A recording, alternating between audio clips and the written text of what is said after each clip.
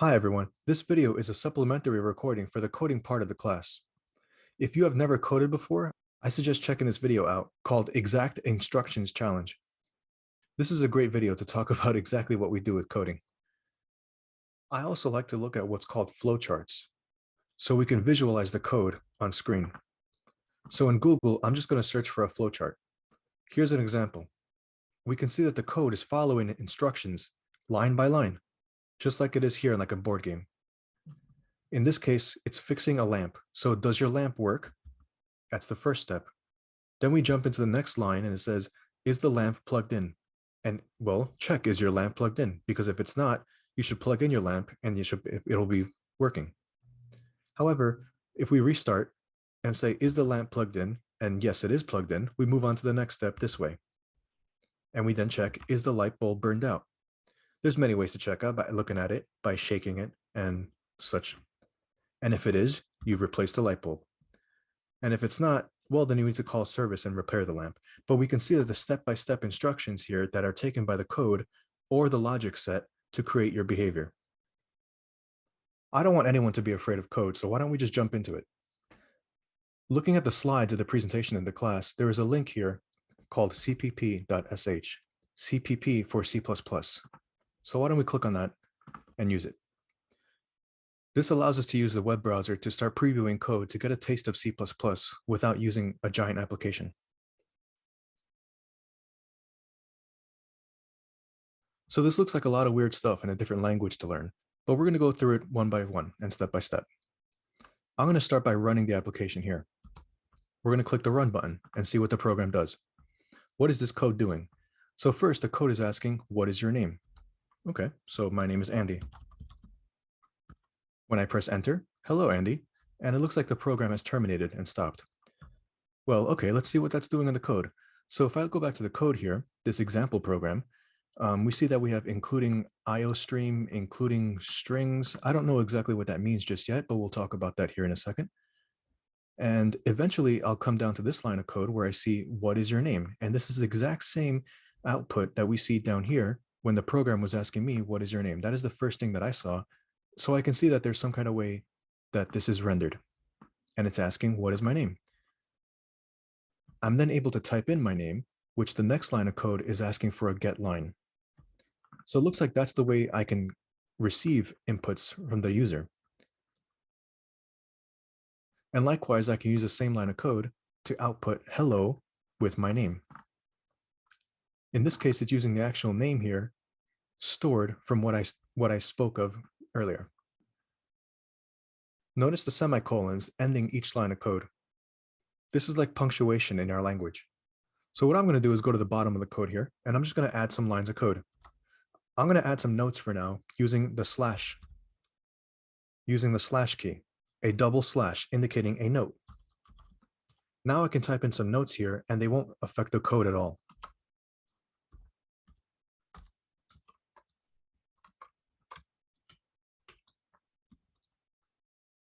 So I can see when I type in my note, I can still run the program and the program will still work the way it was. What is your name? Hi, Bob. So I'm going to put some notes here. So I can see that the first thing it's asking for, it's saying that it's asking the user for their name.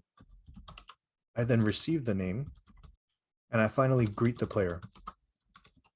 I greet the user with their name. So these notes here are kind of what's called pseudocode. Pseudocode is exactly what the code is doing, but without using the language of the code.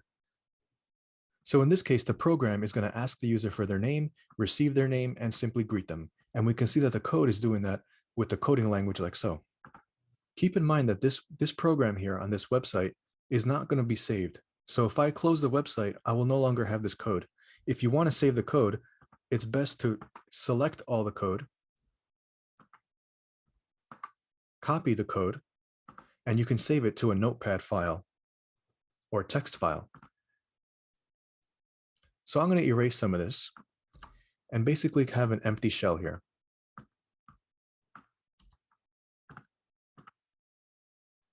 This is the code for an empty shell in a program.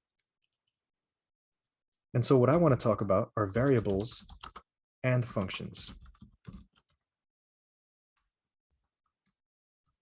These are some of the principles of coding and scripting.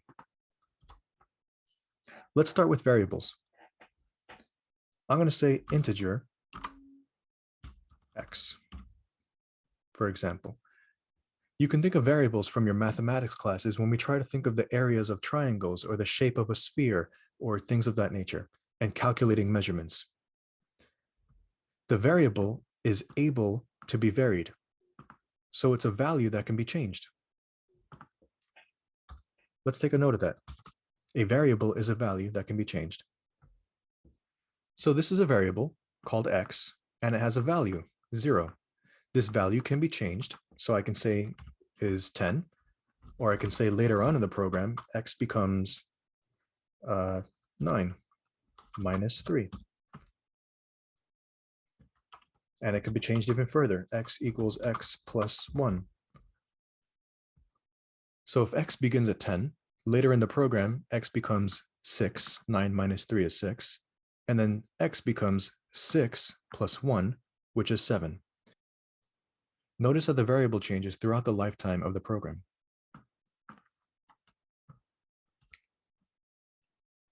To declare a variable like we just did, there are 3 different things to do here.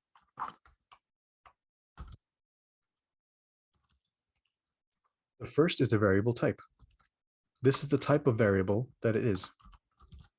In this case, our integer here is a number, a digit, represented by a number between 0 and the largest number.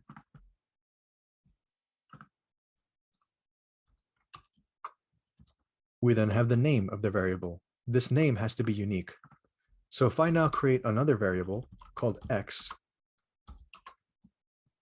this is no longer going to work because now the x variable name is already taken by this part here. So the code is no longer going to work. If I try to run the program, I should get an error here indicating that there is already a variable called x. So I cannot create another one called x. Maybe I meant to just rechange x. Or if I want a different one, I need a different name altogether, like y. Then I can run the program without error. So in this case, my data type here for the integer x is an integer. Integer indicates by a whole number or a digit. For example, I can say x equals 0 or x equals 9. And that will be the value of my variable x. The name is x. The name can be anything I want. I can call it XYZ if I like, anything that makes sense to me. Player score. I cannot put spaces in the name because that indicates a different code. So if I want to put spaces, I can indicate a underscore to differentiate them. But I just use the first letter to uppercase in each word. That's the kind of notation to make it a little bit easier to read. So that's the name of my variable, and the value in this case is 9. So my player starts off with a score of 9. I cannot put 9.9 because this is an integer whole number. If I wanted to support decimals like that, I would need a different type called float. And the floating point types are numbers that support decimals. Just be careful when converting them.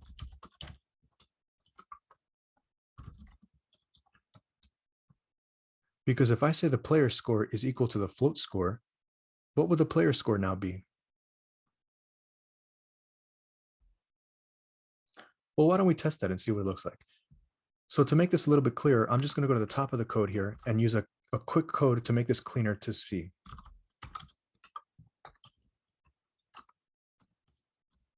I'm going to say using namespace standard.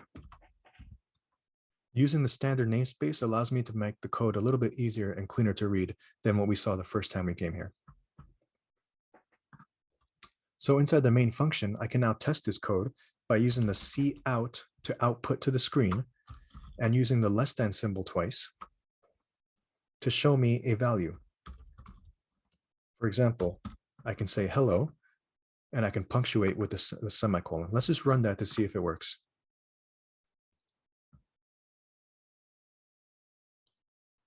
Okay, it looks like we cannot assign these values together. So I'm going to comment that out to make believe the code is not there, and it treats it like a note. And let's run the program again. Okay, so it's telling me hello. So just be careful that when you try to assign values like this, sometimes it's not going to work because the types must match. An integer and a float are two different types. Therefore, this program is having a tough time differentiating between them. If so, you would want to cast and change one of the variables to match the other. But in this case, since they don't match, this line of code will not work for us. Another variable we can talk about is a Boolean.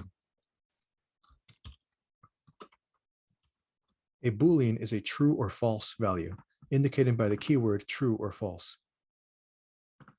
So in this case, I have a Boolean, is the game over? While we play a game, the game can be over or not.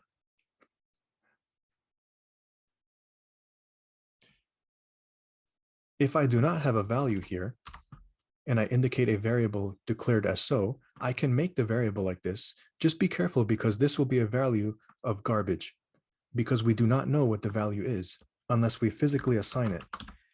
So the best thing to do is initialize your data and make sure that you know what the value is.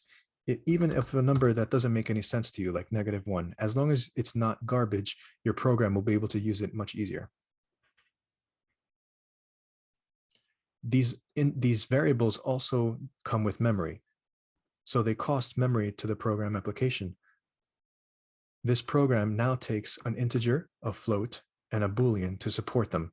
So running the program means that it's going to create these and hold on to them as long as the program is running. So if I don't ever use them in the program, it's like holding on to nothing. So be careful which variables you use. Make sure that you're using them in the code. And if you're not, then simply get rid of them. You can also comment them so that way they're treated as notes. So if you ever want it back, you can always erase the comment and your code comes back.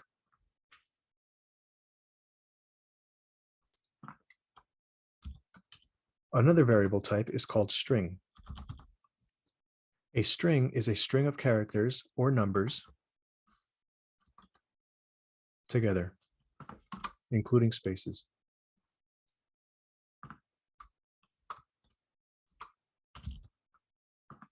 So if I wanted to greet the player, I can greet them using the string here, like we did when the program first ran.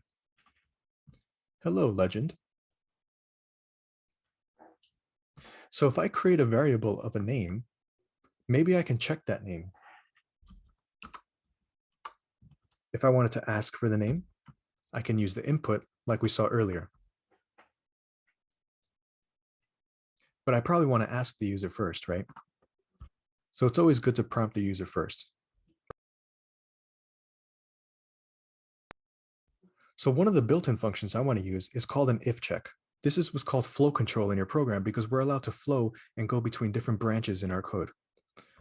This code just happens line by line, 1, 2, 3, every single time we run the application. But what if I wanted to branch and make it a little bit more unique? Let's say that instead of saying hello name, I can put an if check here that will switch and branch the code two different ways. So if I want to compare my name, I can use double equals because single equals is an assignment and double equals is a comparison. And I can look for special names. Maybe I can find the legend. If the name that I type in is legend, I can put a special message to the player. If also comes with an else. You don't have to put those together, but they are optional. So in this case, after I ask the user for the name, if the user types the name in legend, they're going to get a special message. Otherwise, they're going to be greeted as normal as such before. Let's run the game. Give me your name. The name is legend. Glory be to the legend. And we can see now the code is doing two different things depending on what the user types in. This also implies capitals. If I type all capitals, it is not the same comparison because they are looking for the exact string of characters to be exactly the same.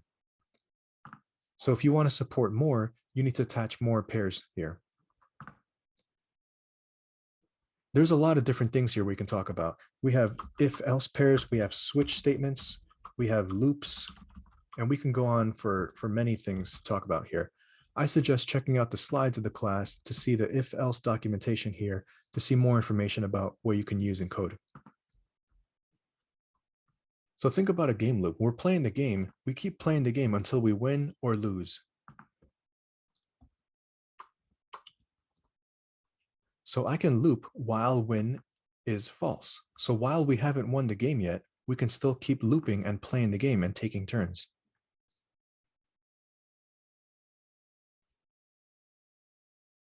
Maybe I could design a little game here that asks the user for a random number. Up here, I have variables that we created. Maybe I can randomize the number and say, hey, what if X is 7? And I have the user guess random numbers until they guess correctly. When they finally guess 7, you can say win equals true, and that will kick out of the for loop to end the program. Do you think you can do that? While you are playing the game and the game is not over, you need to ask the user for a number between 0 and 9. When the user enters a number between 0 and 9, you can check their number with your winning number. If the user matches the number, they win the game.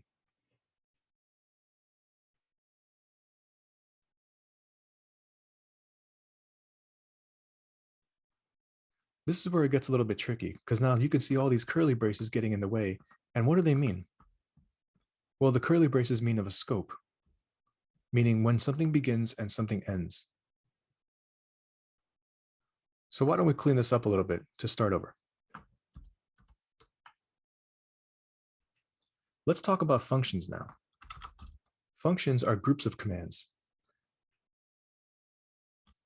Any application that we run on our computer, when we open up the application, the first function that gets called is called the main function. This is how the program will start running its activities.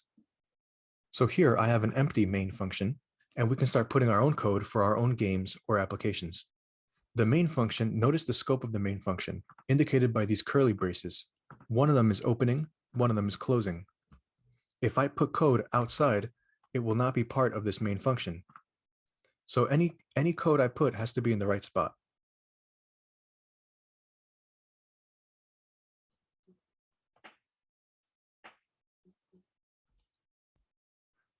Okay, so what about making our own functions?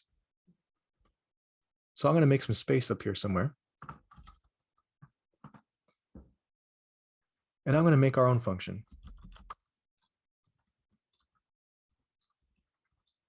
Whenever you write your own function, it's always a good idea to lay out the shell first, like so. The shell indicates the name, the parentheses, and the body. Now, there's a couple of things happening here because functions can be used many different ways for functionality depending on how you design it. For example, my function here, let's say this function checks the score. So I'm going to say my function to check the score. Let's label that just so it makes more sense. And so if I'm checking the score, that means that I need a score. So let's give us a score here.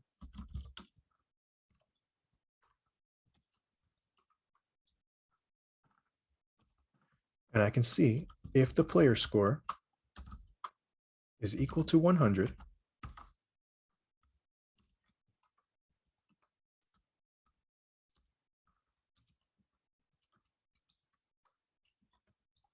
we can unlock an achievement.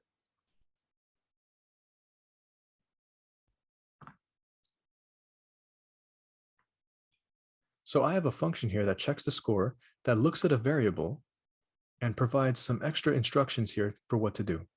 If the variable does not satisfy this condition, the achievement will not be unlocked. Why don't we test this to see what it looks like? Because the score is 0, but let's see what that looks like here. Let's do it before I ask all this stuff in the name. And to call a function in your program, you simply use it by name. My function check score.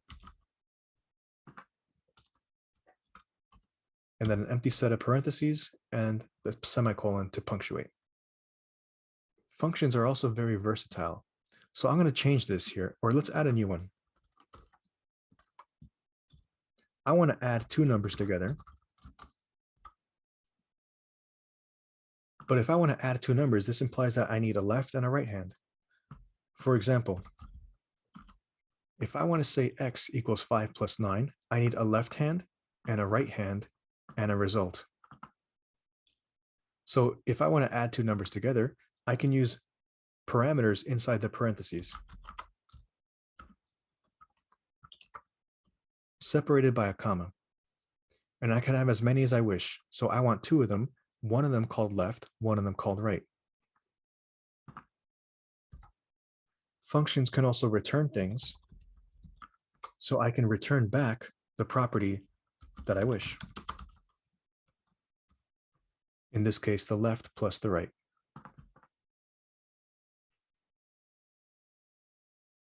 Why don't we test this and see what it looks like? I want to add two numbers together, and I want to use that to output to the screen. This looks a little bit crazy, so I guess I can make this easier. I will have an integer final score equal to that. And then I can output the final score to the screen. The final score is going to be calculated using a function to determine those two numbers. Okay, so there's one more thing to talk about. At the very top of the file, we have the #include code that allows us to use other code and source code in our main actual program. So we can think of each of these pages of code as unique assets in the game. Each asset has one simple job. An asset is what the game owns, so it can use throughout the lifetime of the application. For example, a player. If we had a code file for the player can have variables and functions like weapons, gathering weapons, making moves, taking turns, and stuff like that. And then in the application's code, the main code of the application, it can reference and #include the player code that you have, so it can use players together and perform the behaviors for the game loop.